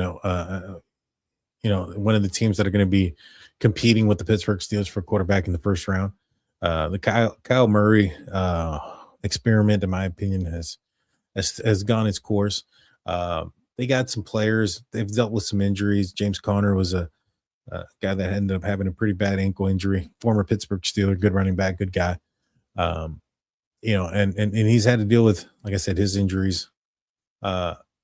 Houston Texans, they're bouncing back now. I don't have a lot of faith also in their quarterback, CJ Stroud. He's done okay. He had a pretty good. Let me know with the thumbs up, Nathan, when you're ready to come on. He did all right, and it's early on in his career, but as time has progressed, CJ Stroud just hasn't been the same, and I think he's been figured out. I think Ben Roethlisberger once said it great. I think it was about RG3, because RG3, Robert Griffin III, was doing well, and Ben Roethlisberger was asked, I think, shortly into maybe towards the end of that first season for RG3, what his thoughts were, and Ben was ridiculed because he said, "Well, ask me in 3 years if he's still relevant," or something to that effect. And sure enough, he wasn't. But Ben got ridiculed for it because of the comment or whatever. But just a couple of games of looking good doesn't mean much. A couple of years ago, Will Levis looked pretty good, and look where he's at now. And so, what do you think? Just to kind of go back, Browns and Bears, the 7.5-point favorites for the Bears. Do you think the Bears cover? 7.5. Yeah. I mean, they're in Chicago. Let's see, what is it, under 3.5? I mean, I don't really know what the weather is in Chicago, but it shouldn't really matter, just given what Cleveland plays in. I would say, just kind of going off a prediction here. I don't know. I'm gonna say a little bit of the Shadur hype continues for another week, and I'm gonna say the Browns cover. So you think that do you think they win? The Browns? No, I'm gonna still say Chicago wins. Chicago wins, but the Browns cover the points. Gotcha. I think if the Bears come out, it depends. With a team with like the Browns, if they come out and you allow the Browns to stick around, or you allow the Browns to get some momentum and some confidence, it's going to be a tough match. If the Bears go out there and can put up points right away and get the Browns in there in the mood of, hey, the season's already over, then they'll cover. So yeah, I kind of agree with you there. With the Texans, 9.5-point favorites over the Arizona Cardinals at home. Do you think they're going to cover, or they're going to win with the points? I'm gonna say the Cardinals cover. Jacoby Brissett's Jacoby Brissett's actually been really good, so I'm gonna say Cardinals cover. And actually, I'm gonna pick the Cardinals to win this game. Really, you picking the upset? Yeah, I am. Texans have been hot; they've been playing well, but that has to come to an end at some point. And the Arizona Cardinals, I mean, they can score some points. They're just not a very good football team. So, that's gonna be my upset of the week. I wouldn't mind it. I wouldn't mind it if the Cardinals won. Not that I'm not a fan of Houston. It's just, I was there the last time the Steelers played the Houston Texans, and it just left a bad taste in my mouth. Yeah. The next one, for sure. I remember you were at that game. Yeah, I was so pissed. The next one, the Cincinnati Bengals are hosting the Baltimore Ravens, and the Baltimore Ravens are going into it at 2.5 favorites against the depressed Joe Burrow and the Cincinnati Bengals. What are your thoughts here? Well, given Burrow's state of mind, what we heard in the press conference, T. Higgins is out. Baltimore still knows they have a chance in this division still. I'm going to say the Ravens. I'm going to say the Ravens win this one. The Ravens lost last time. Bengals kind of living off that excitement of Joe being back and only being a couple games out of the division or whatever. Well, now I think it's kind of safe to say they're probably done. Just doesn't really seem like guys are really going to be bought in for the Bengals these last 4 games. Ravens, not that good of a team themselves, but they still are playing for something. So I think that does favor them in that direction. But I mean, the Ravens, I don't really even know how to predict this, because we know how Lamar's been good. or not good. We know how Lamar's been bad. We know how the Ravens have functioned for most of the season. But the Ravens, the thing they have going for them is that they still have something to play for. Joe Burrow is possibly mentally checked out. It doesn't really seem like these guys are really kind of buying into Zach Taylor, rightfully so. So I'm going to say give me Baltimore to cover -2.5, bro. I think the Bengals pull the upset, man. I think that they're in a bit of a funk. I think they're going to try to put a game plan there to get Joe happy. And the Baltimore Ravens defense has given up some points, and they've been susceptible. And I think the offense for the Cincinnati Bengals, their problems haven't been their offense; it's been their defense. And when you have a team like Baltimore, this could be a quote unquote get right game for them, where they can go in against the Bengals defense and start putting up points and doing this and that. But a lot of people were thinking that last week against the Pittsburgh Steelers, and to a certain extent, they got the running game straight. To a certain extent, they had some big runs. The Steelers did kind of shut down Derrick Henry. There was an explosive run that kind of made those yards look a lot more lopsided. But this game, they could be looking at this as a get right game. But if they lose this game, if Baltimore loses this game to the Bengals, and the Steelers go out there and beat the Miami Dolphins, that's like a death blow there. I mean, even if before the Steelers play Miami, the confidence of the Baltimore Ravens just has to be, at its lowest point. I know that the fan base out there is already calling for the head for the coach, which we have no room to talk there because we've been doing the same thing. Yeah. But the fan base there has been disgruntled. They thought they've had their opportunity, their window of going out there and winning a Super Bowl is pretty much closing. And I think the writing on the wall is there for the Baltimore Ravens if they lose this game. And I'm all there for it, man. I hope that happens. Yeah, they've had their opportunities the last 6 years. The thing with Lamar, we don't really know how injured he is.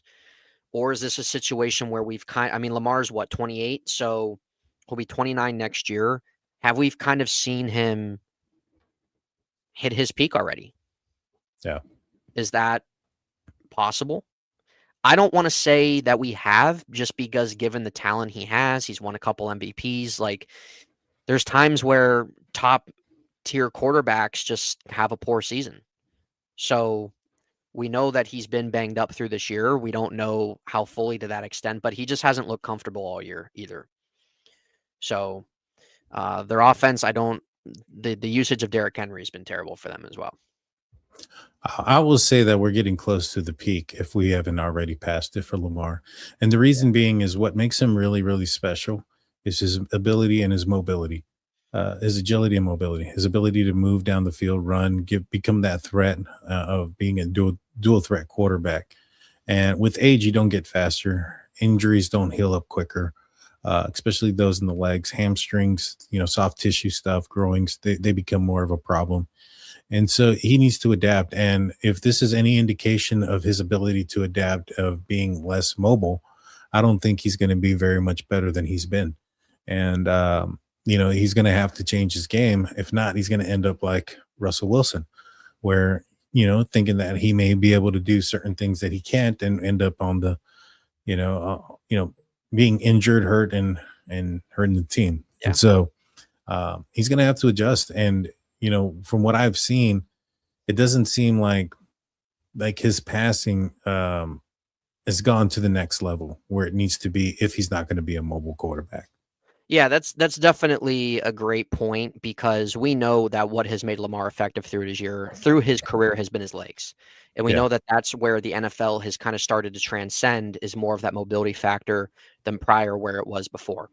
I really do think Lamar has transcended into a much more efficient passer the last 2 seasons. But if those legs aren't going to be heavily relied upon, that's always kind of been my question. What's the longevity aspect then of that? So that's kind of one of the other things in question there. Yeah, and I think we're seeing it with so many leg injuries. Yeah, and so very well could be, and so hamstrings. He's had foot problems, so those definitely Absolutely could be things, and it might just be something he's going to have to really kind of start to adapt into his repertoire. You know, a lot of people were looking at Mike Tomlin as being the potential coach that was thinking about hanging it up with the organization that they'd been with for a while. Yeah, when that came out. You know, I thought, you know what, there's a good possibility it's Mike Tomlin. If there was a very close runner-up, it would be Harbaugh there with the Baltimore Ravens. Does he see the writing on the wall? Yeah. He's been a guy that's been the scapegoat there before in the past. You do. You know, they wanted him out of there when Flacco was at the end of his career. And there's been times where they've wanted him, and now they do. They want him out there. You know, the fan base, and you know, he's got an aging running back, an aging quarterback. The wide receiver room isn't, you know, it's not the most confident wide receiving group. You know, Bateman, he drops passes, so does Flowers. And so, you know, there's, like, to be honest with you, if they could catch the ball, I think they probably would have won a few more of those games against the Steelers. But there's been games where Lamar had his wide receivers drop 7-8 passes, you know, down the field. And, you know, so to me, it's just maybe he's seen the writing on the wall. Maybe he understands it. Maybe it's going to be him who decides to hang it up. Well, I think a lot of Ravens fans wish that Mike McDonald was the guy that took over. Interesting. I know a few different Ravens guys, and they all agree. So they all wish that Mike McDonald was going to be the guy to move into John Harbaugh's spot, and you know, the Ravens weren't at that point to do it. Do you think losing to the Bengals, let's just say the Ravens, you know, how bad do the Ravens have to lose for it to be Harbaugh's last game? His last game? Do you think, well, maybe not. I'm going too far there. I was thinking if they're really tired of him, do you think they'll, like, if he loses so bad? Because I know that there's been games where there's been somebody gets terminated. Maybe not Harbaugh, maybe an offensive coordinator, maybe somebody else. Is there something that can be done against the Bengals or this year for the Ravens, do you think? Is there a game that they lose? Like if they lose to the last game to the Steelers just blown out, do you think that could be a game that would do it?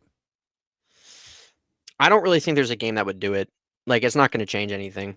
You know, you might as well just let him wrap out this year. After this week, you'd have 3 games left. You would be pretty much done at that point. So I don't think that there would, no matter how bad they would lose, I don't really think that I don't really think so. I think the Ravens kind of structure themselves a little similar to how the Steelers do. I think that it would just be a decision come at the end of the year. Yeah, I think you're right. It was a bad question. Yeah. When I said it, I was like, no, they're not in a bad place yet for that. I know the fan base would love it if they would, but no, I don't think so. The next game is going to be the Chargers at the Kansas City Chiefs. The Chiefs are a 6-point favorite in this game. Again, this is another game I think that if the Chiefs lose, that's obviously it for them. I think they're pretty much on their way out. A loss here, it would be another death blow to them, and their season's gone. I'm pulling for the Chargers in this one because I just don't really want to see the Chiefs in the playoffs. I don't know if, I don't think that the Chiefs would beat the Chargers by 6 points regardless. Where are you at on this one? I'm going to say the Chargers win this game. You're going to go with the Chargers? I am. They got their running back, and he looked pretty good. There's Omari something Hampton, that, like, Hampton, right? Yeah. There's something that really kind of, and I've kind of felt this way last 2 weeks with the Chiefs. There's something that just tugs me where, like, they're going to just stick around till that last week. The NFL, in the way of viewership, in the way of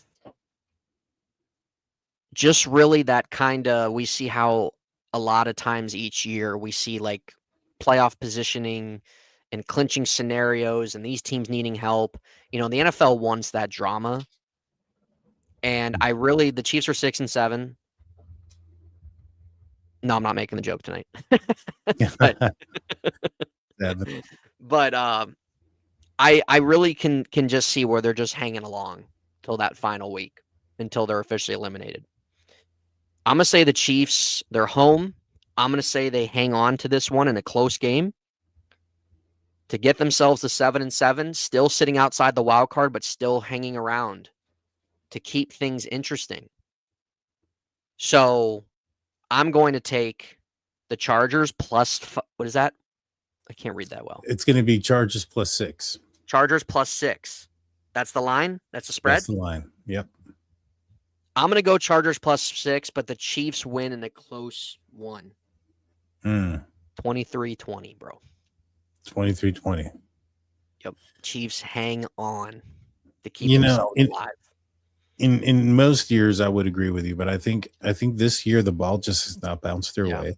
Hey, I'm not saying I want them to win. I just the NFL loves that excitement, Mm-hmm. And Mahomes is the NFL's golden boy now, and I just think that just in that way of wanting that aspect to keep the intrigue, to keep where they're staying alive. I mean, I could totally see it where they lose too. Like they're just not a good team. Very true. Very true. But division game, Kansas City, their season's basically on the line. The Chargers can afford another loss. There's a lot of pressure here for the Chiefs. There is. So there is. I'm just kind of saying that's kind of why I'm leaning a little bit toward them. I say they missed the playoffs, but I think that just terms of keeping that intrigue going. Good deal. So we're going to go with the Chiefs, but Chargers cover. Nice. Let's do a little bit of rapid fire. We're going to go just with a few of them real quick, and then once we get into some of these more important games. Washington Commanders at the Giants. The Giants are 2.5-point favorites. I think they actually win the Giants by a lot more than 2.5 points. Jackson Dart's supposed to come back. He looks like he's pretty good. Who do you take in that game? Giants Commanders here. Yeah, in New York. We'll go with the Giants. Yeah, we'll go with the Giants. Jackson Dart, I think he'll score, put up a couple touchdowns. Commanders, I mean, it's pretty much it's chalk for them. They've been injury riddled through the year. Jaden Daniels almost freaking got injured again last week. So it'd be in Washington's best case just to let Daniels sit the rest of the year. He just seems like he is just not in any type of way, shape, or form to be playing a whole entire 60-minute football game. So we're going to take the Giants minus 2.5. Commanders, opportunity to bounce back next year. But Jackson Dart, yeah, I think everybody in the chat here, as I'm seeing, I think everybody's rolling with the blue. Yeah, everybody's thinking Giants. Yeah. Next one, Indianapolis Colts going to Seattle. Seattle 13.5-point favorites. I think that they win. I think they win by more than 13.5 points. Yeah. I think you said that earlier as well. Is that correct? Mm-hmm. And then the next one's going to be the Tennessee Titans, who have been a dumpster fire all year as well. 12.5-point dogs to the San Francisco 49ers. I think this one's going to be also another it's over. Blowout win for the 49ers. Shouldn't even play. And then now we get into some more heated discussion games. So Green Bay Packers at the Denver Broncos. True test, in my opinion. All right, interesting 4:30 games here. Yes, very much so. Green Bay at Denver. There's a Denver, Green Bay actually being 2.5-point favorites on the road. I think Green Bay wins this game, and I think they win close. I don't think this is going to be a game that's going to be decided by a lot. I think this one's an easy 3-point game. I'm going to say that the Packers cover, but barely. They win by 3 in this game against the Denver Broncos. Who do you got in it? Well, this is interesting too. So we have this game in Denver. Denver trying to keep this 1 seed here. Green Bay coming off a strong win against Chicago. Woods going with Green Bay there. Yeah. I really feel like that this can go either way. I feel like that this is the game this week that we've kind of looked at so far. I really feel like can go either way. And there's another one or two, but this one I really think is pretty tight knit here. I'm gonna go with Green Bay. Green Bay also. Yeah. I'm going to go with Green Bay. So, I mean, we can Axman's going Denver. I mean, hey, Denver can win too. I mean, they've been playing really good football. And so I mean, like Green Bay, like there's just times they look like a top team and there's just times they just look dreadful. But I really do factor in these last 4 games and really just you look at the NFC North, man, like it's go time. It's crunch time here for those 3 teams. And this is a playoff game in itself, or not not really like a playoff game because they can't play each other, but this is, maybe could be a potentialist Super Bowl type game. We want to throw that around there. Yeah. So this is big for Green Bay. Denver want to keep that 1 seed. I really could see either way. I can see both sides breaking down in terms of why somebody thinks that they're going to win. But this is a big test for Denver for sure, facing a top NFC team. Yeah. Green Bay's just behind the Rams, and so the Rams played Detroit, which is going to be the next game. This is going to be a very tight race down the line. I mean, like you mentioned, just these games alone having a lot of playoff implications. It's going to be huge. But yeah, I think Green Bay ends up winning that game as well. But I would not be surprised if Denver pulls the upset. Not at all. Yeah. I mean, it's at home and it's in the altitude. So, you got to take those things into consideration. And so, yeah, I would not be surprised if Green Bay or if Denver ends up pulling the upset. And so the next one's going to be the Detroit Lions at the Los Angeles Rams. This is a playoff game. This one definitely is. The Detroit Lions on the outside looking in, the Rams first place. Huge game for Detroit. Very. 6-point favorites for the Los Angeles Rams. I think this game's going to – yeah, I was going to say it's a little high. I think it's going to be closer there. Vegas is expecting a higher point game here with the over-under at 54.5 points. Unlike the Green Bay Broncos game where we were just talking about, the over-under there is 42.5. 54 points. It's a lot of points. What are you thinking about this game? Who do you think is going to be? It's in the dome, so it's not. There's not going to be a weather advantage here for either one of these teams because they're both accustomed to that. Maybe just a little bit of a time situation for Detroit, but overall, I think this is the trade teams, the teams that traded their quarterback. So. Should be an interesting game. Who do you got?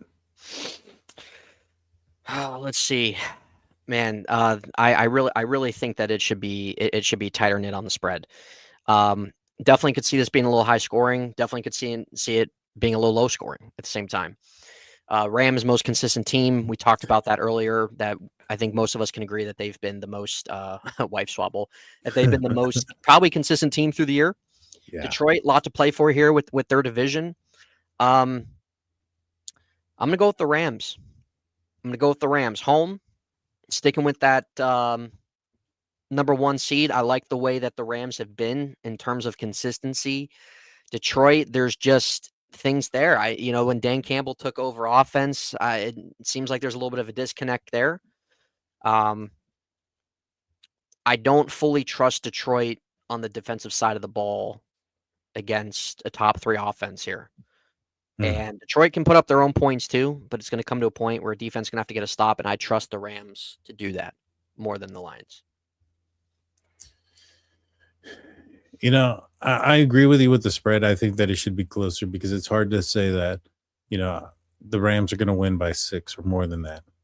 I don't know, man. I think the Rams pull it off. I mean, I think the Lions pull it off. I like their defense-ish. I like their defensive mind. And I think that they're a hungry team. They're on the outside looking in, and they have more to lose at this point. Because if the Lions lose, I mean they're already on the outside looking in. This is an NFC opponent. This isn't a death blow, so to speak, like we've talked about some of the other teams, but it really doesn't help. I mean, and also I'd rather them win this game and not be so desperate when they go play the Steelers. It's let's go Lions. But at the end of the day, I do think that this is going to be a lot closer than this. I do think when you have Matthew Stafford, he's probably the front runner for the MVP. I wouldn't be surprised. I mean, what he's been able to do out there with Devontae Adams and Puka Nacua and whatnot, it's Sticking to his old team, man. yeah, it's the old guys, man. It's the season of the old guys. It's the what does they call it? Unk season or Unks, something? man. It's the Unks' season, dude. So I'm gonna say Detroit pulls the upset. I'm gonna pull the upset with Detroit. Here. Okay. All right. The more people are going lines in the chat. yeah, let's go. The next one's going to be the Carolina Panthers at the New Orleans Saints. Carolina has a lot to play here for. NFC South on the line. Whether the first place team, they get an opportunity to take another step when it comes to getting in front of the Buccaneers, who just took an L to the Atlanta Falcons on Thursday night, a divisional team. So when it comes to their divisional tiebreakers, that was another win for them, being the Carolina Panthers. I think they're going to win. They're 2.5 point favorites in New Orleans. I actually think they win by more than that. I think they win by like 5 or 7. What are your thoughts here? Yeah, I think Carolina, they got to take advantage of Tampa blowing it, man. They got to take advantage of Tampa blowing it, choking the division. Carolina is finding their groove here a little bit toward the rest of the way. I think Bryce Young's been impressive in a lot of spots over the last maybe month and a half. The Saints, there's really nothing to play for here, man. Carolina's coming into this knowing that they're in the division. I know that spread is very small. Gonna agree with Axman as well. We're gonna go Carolina minus 2.5 to get themselves to 8-6? Yeah, 8-6. What is to get to 8-6. Dave Canales, second-year coach, with the opportunity to win this division. I mean, you got to take advantage of it. Tampa's choked it, man. Started 5-1. They're 7-7. They've choked it. Carolina's been playing solid football the last month or two. Got to take advantage of this. Yep. No questions asked. The next one's going to be Cowboys and the Vikings. The Cowboys hosting the Vikings, and the Cowboys being 5.5 point favorites. I think the Cowboys win and cover. I really don't trust the Minnesota Vikings offense. I don't trust McCartney. And I think he's shown some spark here and there, and I think he's flashed, but for the most part, I have not been impressed. I mean, everybody's looking at that being the team that could potentially trade for Joe Burrow, and you wouldn't be asking those kind of questions, or you wouldn't be throwing those things out if you had confidence in the quarterback there. And so, I think there's a complete lack there. And you don't believe in 9. I don't believe in 9. And as much as I don't want the Cowboys to, as much as, I don't want to hear the Cowboy fans around me going crazy because their team won and they think there's the possibility that they're going to make a playoff spot, but I think they're going to win this game, and I think they're going to cover it. Okay. So you got Cowboys covering. I agree. Afton does not believe in 9 either. Put 9 in the chat, ladies and gentlemen, if you do believe in him. Put 9 in the chat. Cassie believes in 9. She does not have a choice. Yeah, we're gonna go Dallas. Dallas is home. Philadelphia just dropped one. They know that they're still in this race. There's zero faith in the Vikings quarterback room right now. And if I'm not mistaken, unless I'm tripping,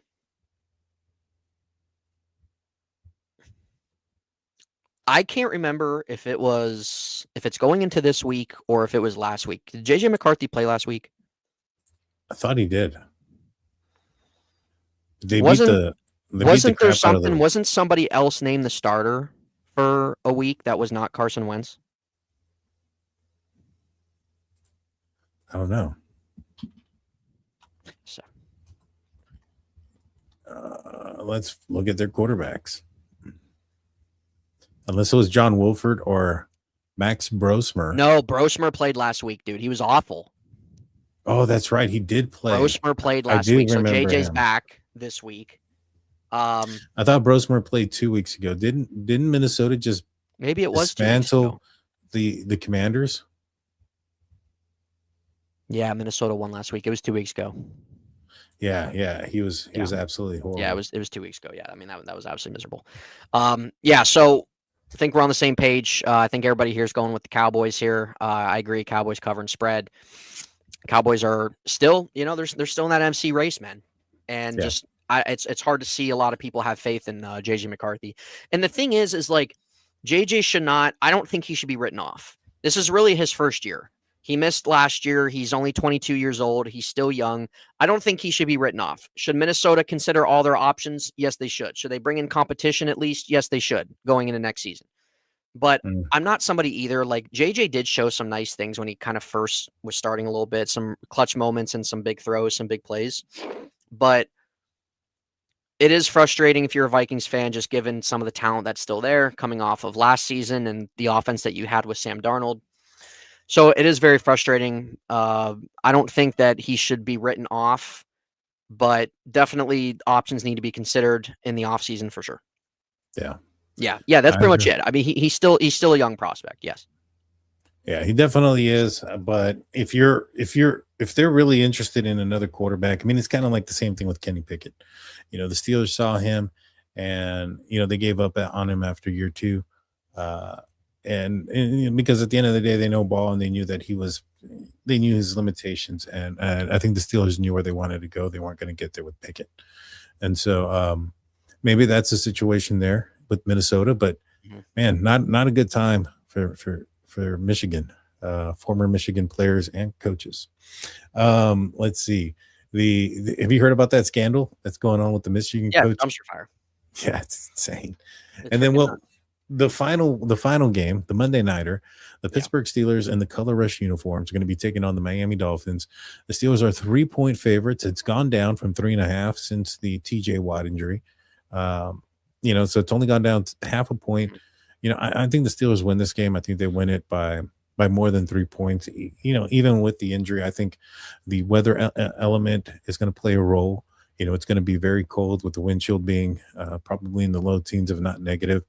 And you have a team coming up from Miami, and I think it was Joey Porter Jr. who was on Cam Hayward's podcast, and he was talking about when he played with Miami and how playing out there after being with the Pittsburgh Steelers made him soft to the weather when they had to travel, and so he was very candid about that. The players, some of the key players there for Miami, HN, he's dealing with rib injury. Cold's not going to help him out, and you kind of know what the strength is for the Miami Dolphins and what they've been able to do. What's the turnaround that they've had? And it's been on the legs of the running game. If the Steelers can take that away and put it back into the arm of Tua on a cold night where he himself, I think his record in the cold as a starting quarterback is really bad. And so I don't think he's won a game in the cold. So, it's favorable for the Steelers even without Watt. I'm taking the Steelers. I think they're actually going to win comfortably. Okay. What are your thoughts on this one? Yeah, all great points. We know it's going to be very cold. This was actually a game I was going to. Oh, thank you, Cassie. I actually tried to mute the mic, but I hit the wrong button, so apologize for that. This was actually a game I was considering going to, but I really just don't want to sit outside. Yeah. So we're going to watch it at home. But cold, gold end zones are back. Color Rush uniform, no TJ Watt.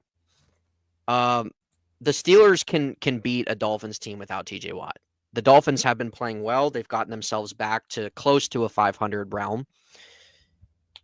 Achane is obviously the main concern for their offense. Offense completely runs through him, top 5 running back in the league, do-all type running back. I believe that our defense can really limit big plays against this Dolphins offense. I don't really have a lot of concern against this Dolphins team.